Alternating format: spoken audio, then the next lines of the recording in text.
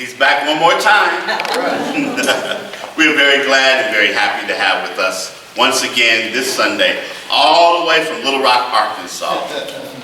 Your friend and my friend, author, radio, blog talk radio host, the president of the Center for Universal Intelligence, just an all-around good guy, one who indeed is synchronistic.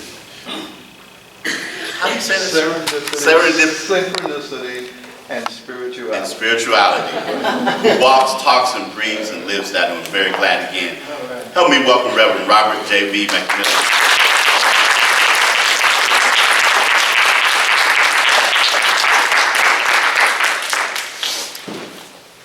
Wow.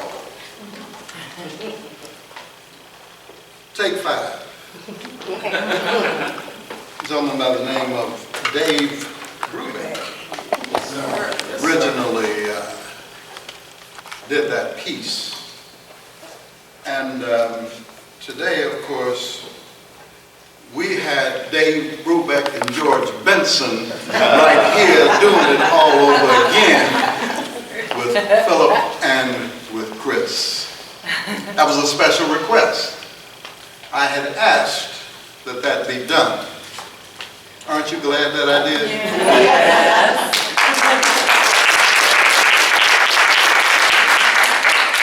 Soriana, thank you for coming today and sharing with us as well.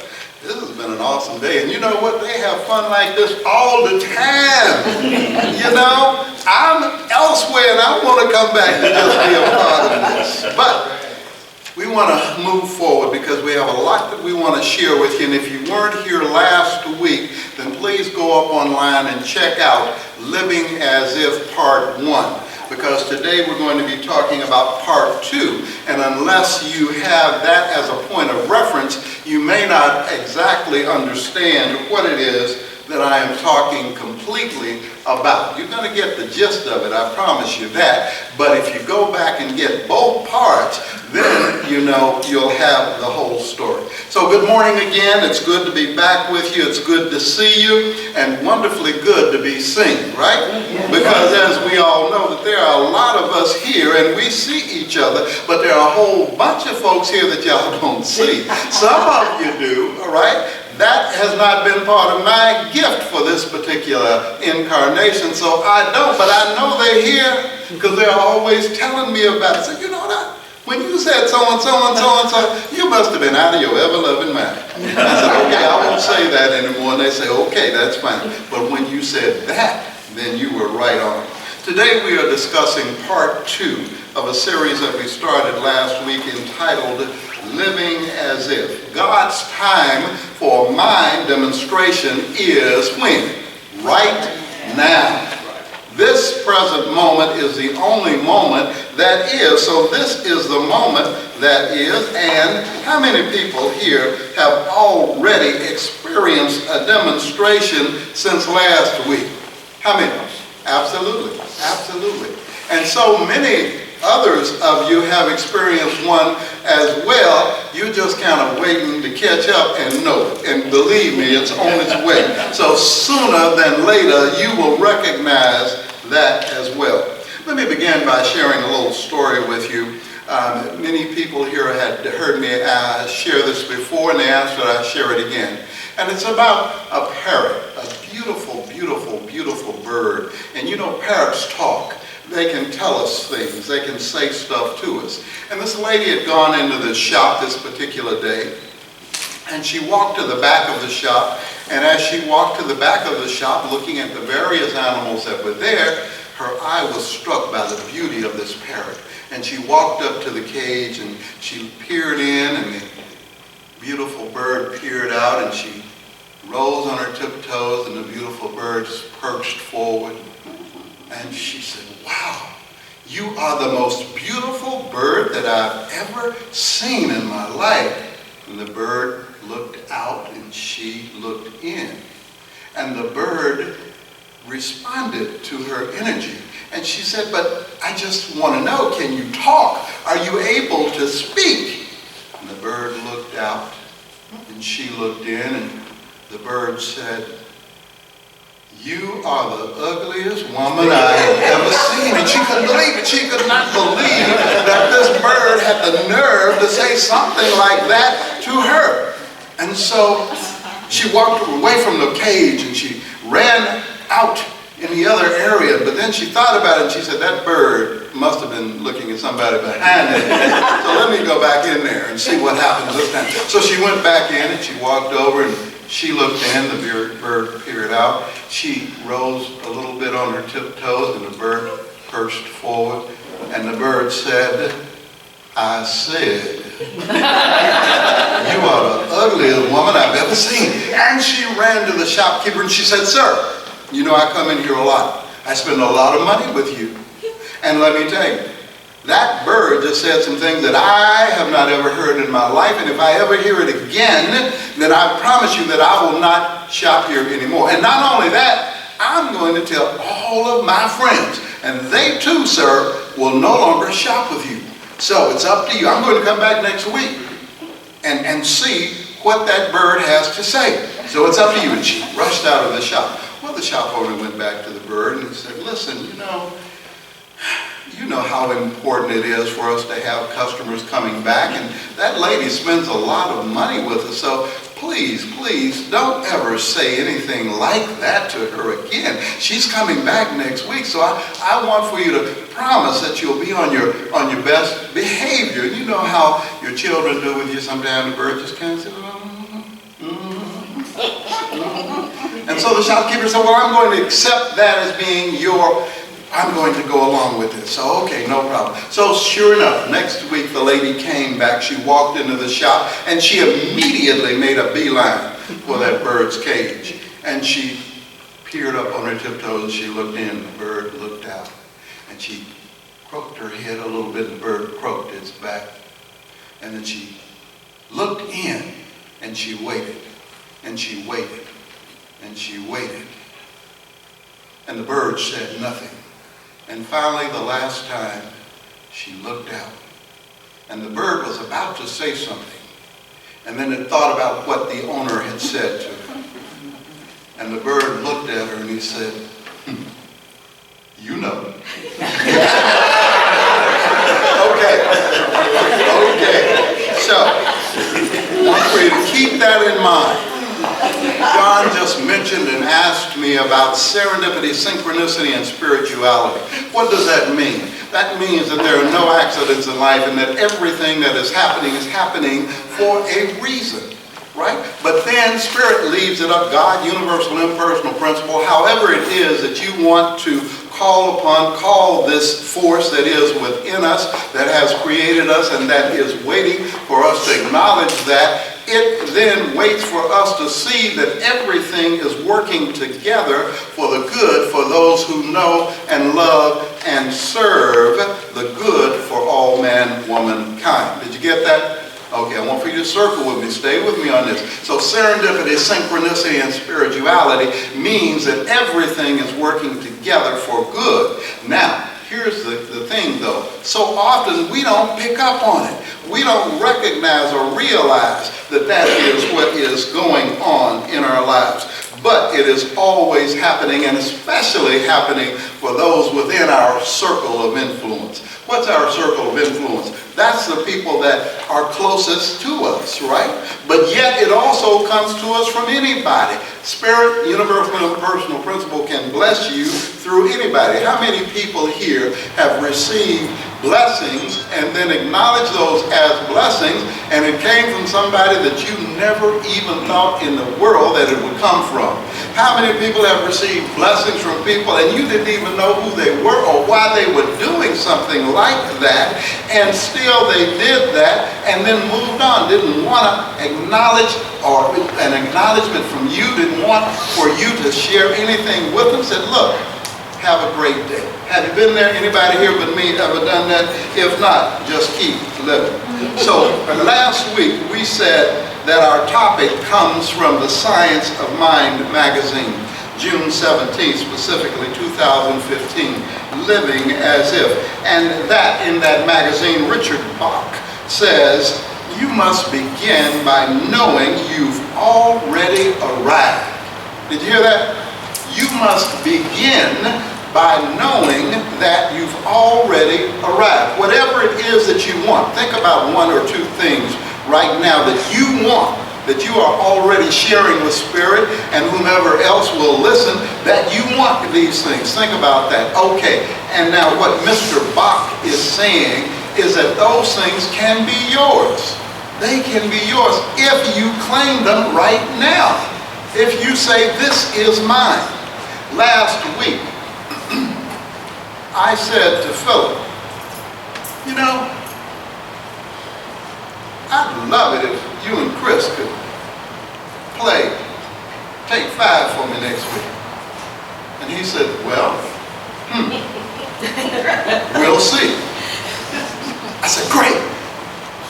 And I know Philip had to look at me like I was crazy, but I turned around because I didn't want to see that look. Because I understood it. I understood it. And then we had gone to the restaurant after lunch, and Soriana walked in.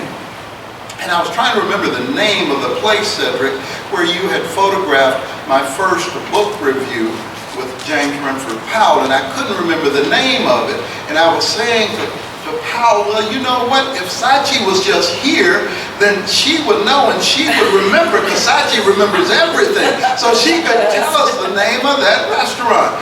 And Jim said, well, I don't know why you, well, you know, if she was, and I looked over in the corner at the Indian Palace restaurant, is that it? I looked over in the corner and standing up there was Sachi. And I said, whoa, you know?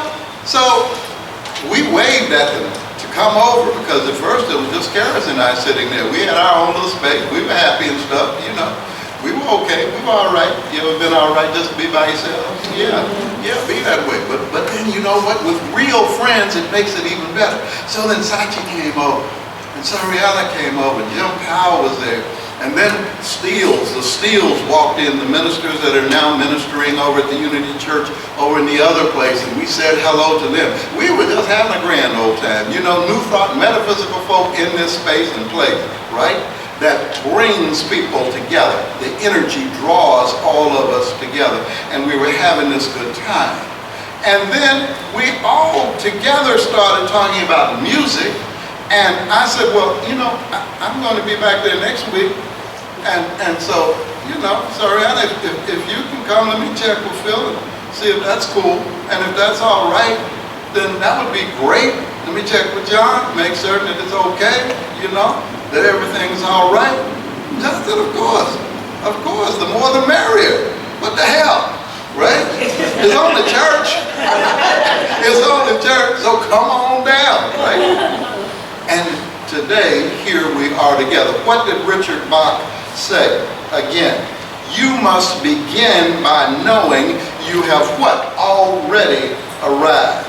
We also know that our brothers and sisters we are our brothers and sisters helpers, supporters, and counselors when necessary. And they in turn support us during our times of challenge. I believe that there's a song, and I think that it was Kirk Franklin, something, I need you to survive. I need you to survive. Now, those are the words that Mr. Franklin came up with, but I kind of changed that around for Mr. Franklin, because I feel that what he really meant to say was, I need for you to survive. See, it's not all about me.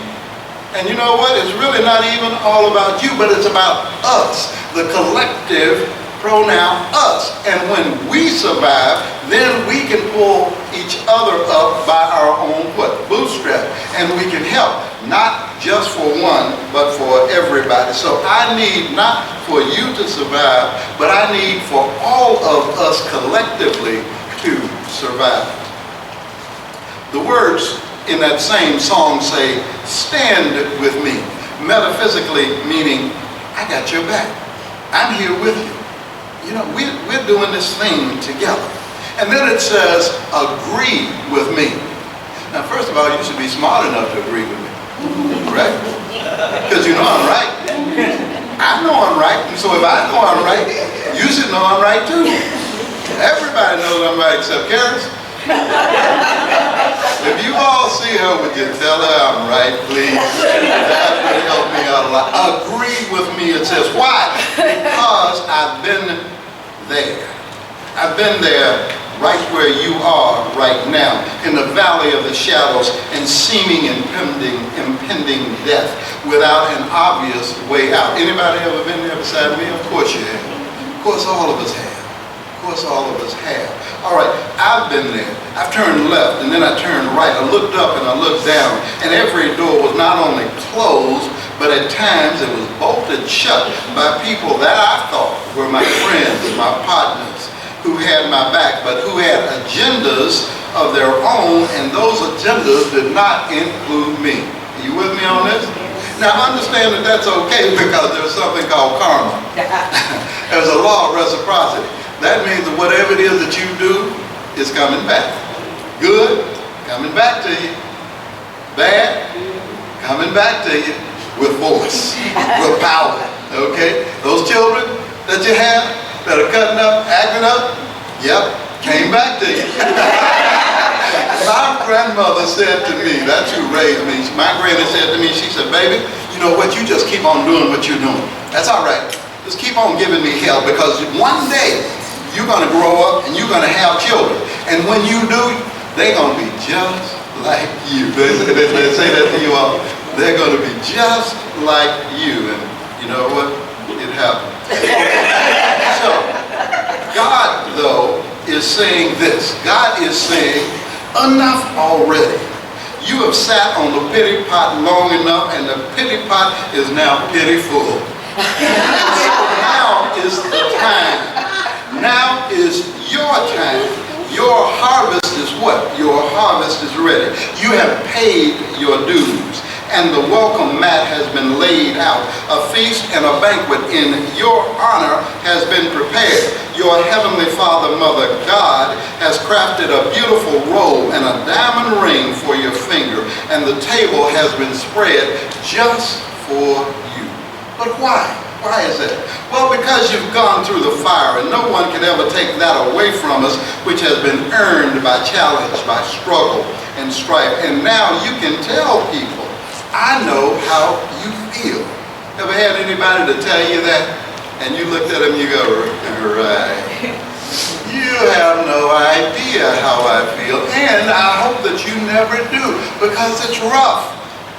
If you felt like I do, you probably wouldn't be standing here in front of me right now. So you don't know how I feel. You all have already heard my story, and of course it's in our little book as well. But my story is that there was a fire, and there were 3 people, my wife, my daughter, and my son, that were consumed by that fire, that died in that fire. And I then felt pain like I have never felt before. But now what I do is I am a counselor for people who are in pain, especially people who have experienced transition. Why? Because I have been there. Anybody getting this but me? Anybody getting this? And so when you have been there, ladies and gentlemen, then you are able to talk to people from a space and a place that talks to who it is that you are from the feeling nature of your energy side. And when you can do that, people immediately feel it. People immediately notice it. So you have wondered why you were going through all that you were going through. I mean, after all, you are a new thought thinker, aren't you? I mean, after all, you're a metaphysician of the highest degree, a teacher for Christ's sake, the Buddha's sake, and Muhammad's sake. Lord Krishna and Paramahansa Yogananda, all of the ascended masters, and you considered yourself above and past all of this, didn't you? And yet here it is, not only in your house, but it is up front, close and personal, and in your face. What's up with that? How come? How come? Because you can take it, because you can handle it, because you are being prepared for the next step in your spiritual evolution. You are getting ready to cut a step, as they used to say in the Church of God in Christ, which I came out of. You're getting ready to cut a step. You're getting ready to move forward. You're getting ready to do some powerful things, but you had to come through the fire. The Phoenix, what does it do? after the bird has been consumed by the fire. Then all of a sudden the bird then says, you know what, let me shake off all of these ashes. Because now I am a brand new me. I've written a new script and I act a new part. I am a brand new me. What was no longer is, and so therefore I now have to move about and do that which Spirit is requiring of me. And I know that it is mine to do. Okay. Have you ever felt like that and wondered that, folks? If you haven't, I want you to just do something that my granny told me again. Baby, just keep on living. Just keep on living, because if you have not, you will. You will experience it, because that is what this particular phase of life and living is all about. Okay, now let's look at how we can overcome and the things and the tools that we can use to do that. Okay, what is the first thing that you need? Well, I call it your MTB. How many people here know what your MTB is? Okay, let me tell you, for the rest of the folks, looks like I got to you all just in time. Good, that's good. Your MTB is your metaphysical toolbox. Your metaphysical toolbox. And then I want you to pull out your A and D's. You know, your affirmations and your denials. And I want for you to affirm this. I am the beloved child of God, in whom I am. The I am is well pleased. Did you hear that? Say it with me. I am the beloved child of God, in whom Spirit is well pleased. Obviously, you don't believe it. Because if you did, people across the street and probably in Arkansas, my home state, would hear it. I am the beloved child of God. I am the beloved child of God, in whom Spirit is well pleased. In whom Spirit is well pleased. Now, how does that feel? How does it feel? Doesn't it feel great to know that that is who it is that you are? Okay, then I want for you to do this. I want for you to get your SMC. That's your spiritual mental chess. And remember all of the times that the Unity Prayer of Faith by Hannah Moore Kohouse has helped you to remember that God is my help in every need. God does my every hunger feed. God walks beside me, guides my way through every moment of the day. I now am wise. I now am true, patient, kind, and loving to all things I am, can do, and be through the spirit of the force of the God power that is within who? Within me. God is my health. I can't be sick. God is my strength, unfailing quick. God is my all. I know no fear, since God and love and truth are here. That's the end of that quote by Hannah Moore Kohouse. But don't you think that if she felt that way at one point and wrote that down, and you are feeling that way in some points when you leave here today or tomorrow or the next day, that you can use it too? How many people know that? If it worked over there, it'll work over here. If it worked for you, Lord knows it'll work for me, because, you know, I'm always more spiritual than whoever else is. Right? Aren't we? We're always more than somebody else is. So, I want for you to also do this, ladies and gentlemen, as I prepare to close. I want for you to prepare your mission statement. How many people here have mission statements? Okay, that's okay. I want for you to prepare your mission statement. And what is a mission statement? A mission statement is your raison d'etre. It is your reason for being.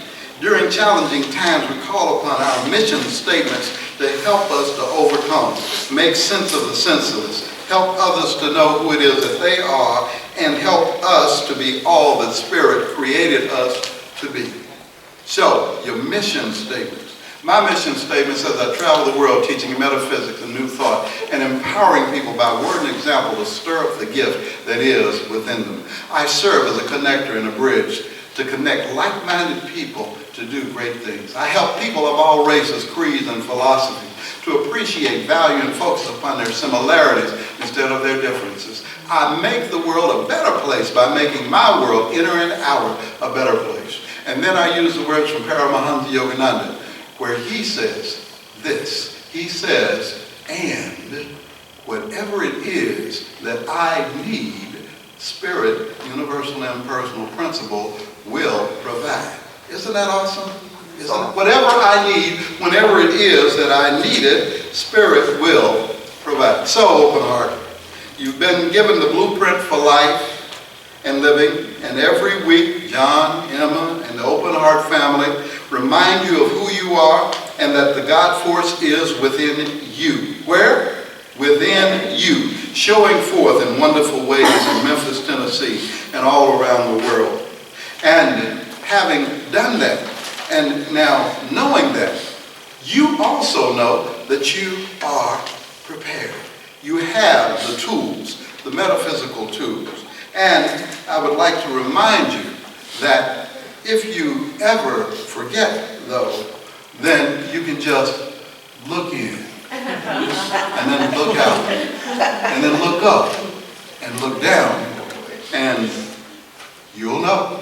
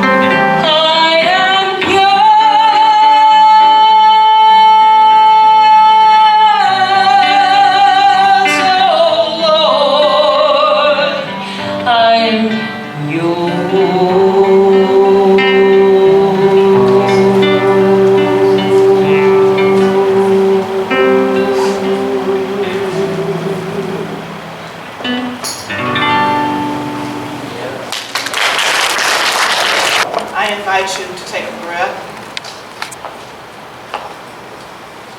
releasing this breath, knowing that there is only one power and one presence in the universe, and that is God. And as each of us embodies all that we have learned today, we take it in, we make it our own, we embody it, and we live from that truth. We give thanks for all that have participated today. We give thanks for the beautiful music. We give thanks for the sharing. We give thanks for our centering. And we give thanks for the energy that each one of us has brought with us today. And as we go forward, we know that no matter what challenge that we have in life, we already have the tools and resources available to us to meet it. We step up to the fire, we take a breath, we walk through, knowing that from the other side, I rise like the phoenix from the ashes, because I am the beloved child of the universe. Spirit is pleased with me, and there is nothing that anybody or anything that they can do. For everything has already been done and provided for me. I am the beloved child of the universe, in whom spirit is well pleased. So it is. So